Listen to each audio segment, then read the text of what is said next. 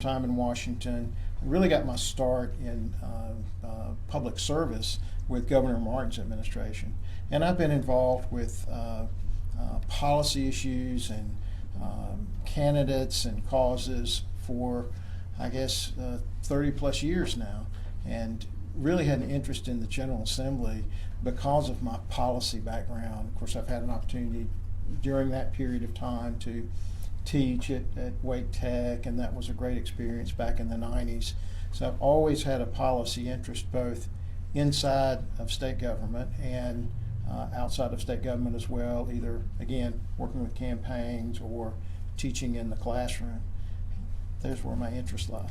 So tell me a little bit, what's the difference in your opinion from maybe being on the background and working on some of that policy for someone like Governor Martin or another candidate versus being the candidate yourself and driving that from a leadership perspective? Well, it is a real difference being on the outside. There's so much that you know from an academic standpoint, and it's always enlightening to go into the General Assembly, where I've been now for 6 terms, and I've really enjoyed that time there, that ability to serve and work on policy and try to help people out and try to help people solve their problems and to move the state forward. And the process from an academic standpoint and the process inside in the real world, it's different. It's different. It's a learning experience. You have to be patient.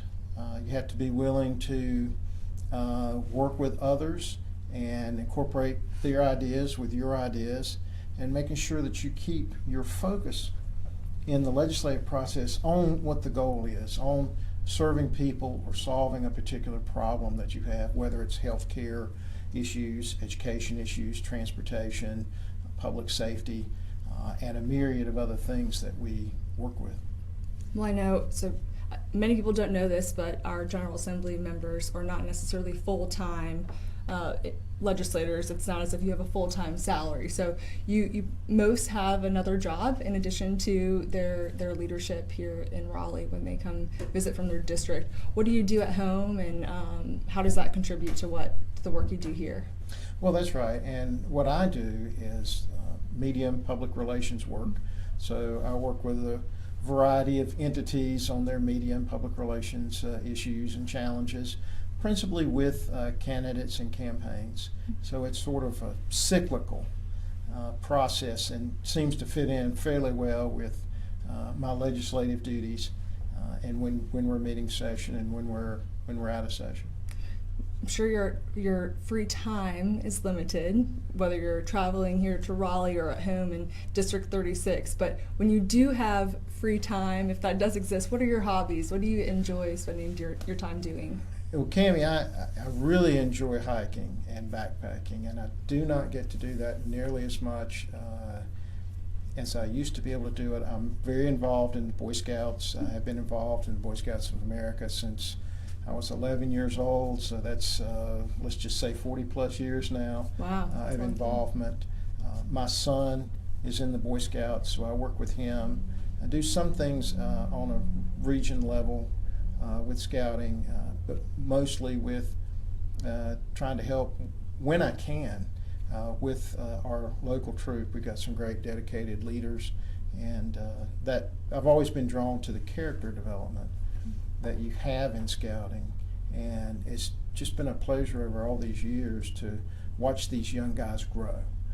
When they come in, they're young, they don't know anything, they begin to build leadership skills, you have doubts about them, is this person really going to catch on here?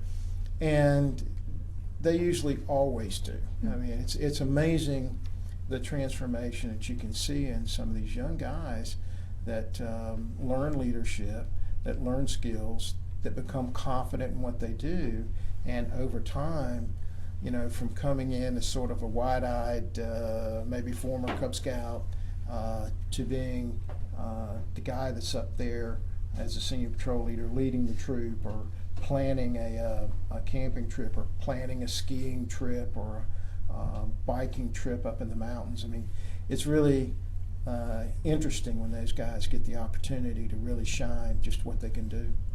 I can tell by the look in your eyes. I don't know if our viewers at home can see this, but this is something you're passionate about, pouring into these young men and developing them into our future, the next generation of leaders, much like yourself, who are serving the people. So thank you for that awesome work. Well, I felt I got so much out of scouting. I was able to work and earn the Eagle Scout rank and some other ranks in the Order of the Arrow and the like.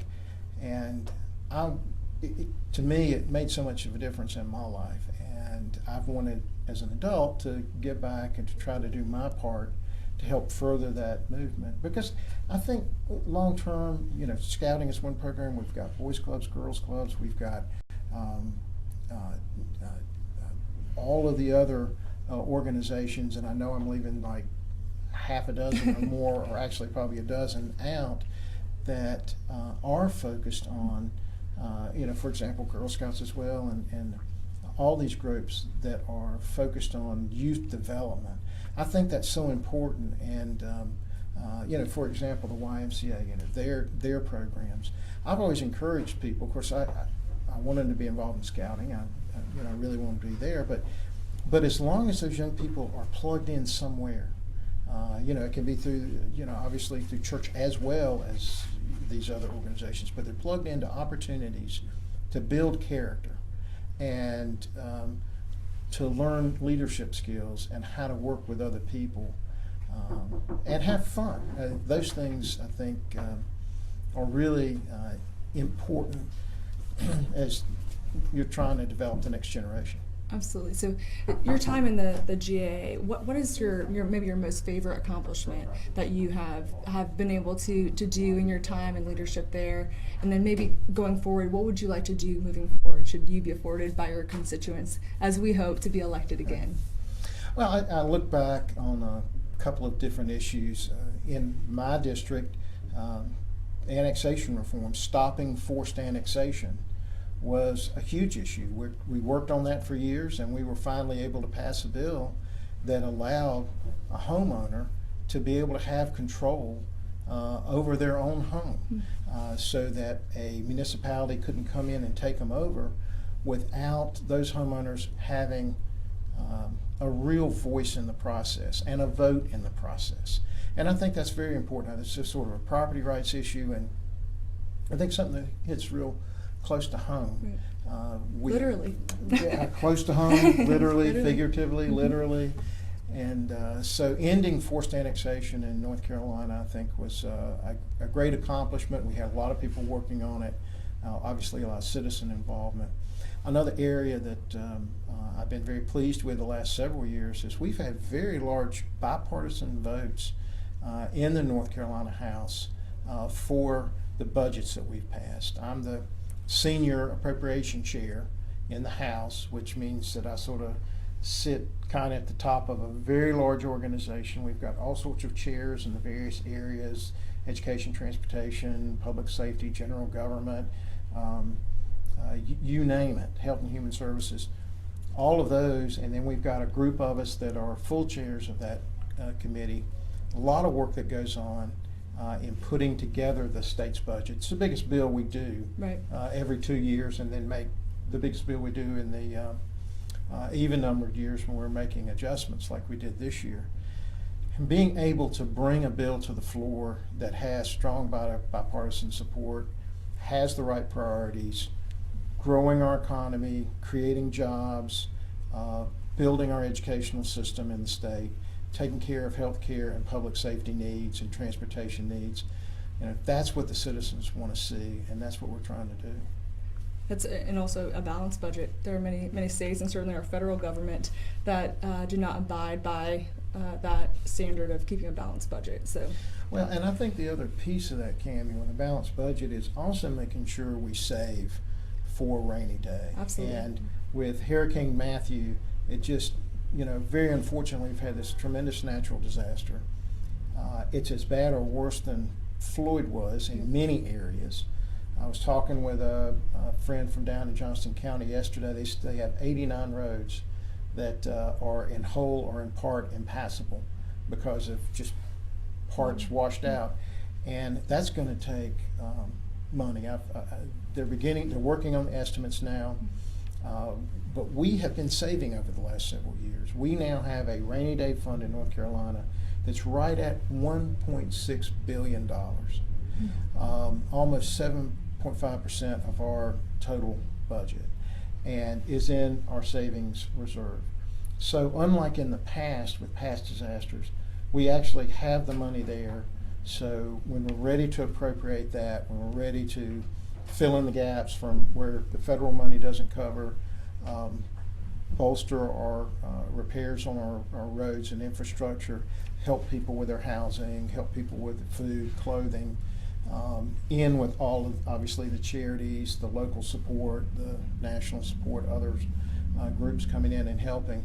State has a lot of gaps that we know we'll need to be filling in. We have the money, and that makes me feel very good as an appropriator that we're ready for this natural disaster that's come upon us. I think just like any family at home who operates from a family budget, you have so much for your housing, for food, and then you save or have some sort of emergency fund. To me, as a constituent, it's felt very very safe to know that there are leaders like you and many others who have used that same principle that every family in North Carolina uses at home in how we're dealing and discerning our money. So thank you for your great work there. But I guess one final question before we wrap up, and it's a question I love to ask people. Of course, the Republican Party certainly has a platform and a set of ideals that we seek to aspire to, but what is it, or rather what makes you a Republican? Why do you identify with the Republican Party? Well, I've always identified with the Republican Party ever since I was, my dad was Democrat, was conservative Democrat, I suppose, and my mom was a Republican. And a house which divided. made them an interesting couple in Alamance County. But she was part of a small group of Republicans there, I guess, at one time. What has drawn me to the party are the basic principles of running sound, efficient government, focusing on jobs, focusing on growth and opportunity and prosperity. That's what I see GOP meaning, grand old party to me is growth, opportunity, and prosperity.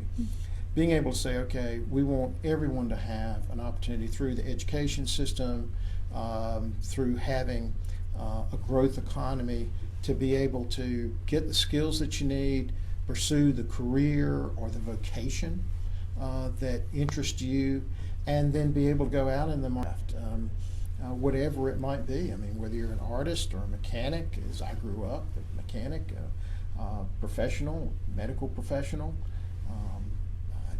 whatever it might be, teacher, be able to access those jobs out there. And I think Republicans have the best plan for keeping taxes low, focused on growth, focused on jobs, and making sure that our quality of life is the highest it can be, and being responsible with those dollars so that whether it's an economic crisis or a natural disaster, the state's in the best position to be able to help people, to be able to keep state government running, to help the local governments deal with issues. I believe that's what is heart and soul about the Republican Party is actually truly a caring party and a responsible party. And I want to see us continue those policies that promote freedom, promote responsibility, and put our state and our children and grandchildren in the best position to be able to use our God-given talents and succeed in the future. Is there anything else that you would like to share with our listeners at home that we haven't covered here today? Well, I certainly have enjoyed serving the people of District 36 and trying to serve folks all over the state, really, as General Assembly. I think we try to look beyond that. But it's been a real pleasure. District 36, the people there are great people. We're sort of a urban, suburban, exurban kind of district. Very well educated group of people out there, wonderful group of people to serve, and want to just try to keep continuing to vote as they would vote if they were in the General Assembly. It's a great principle to have, and on that we'll sign off. And again, I'm Kami Mueller with the North Carolina Republican Party. Thank you, Representative Dollar, for being here today.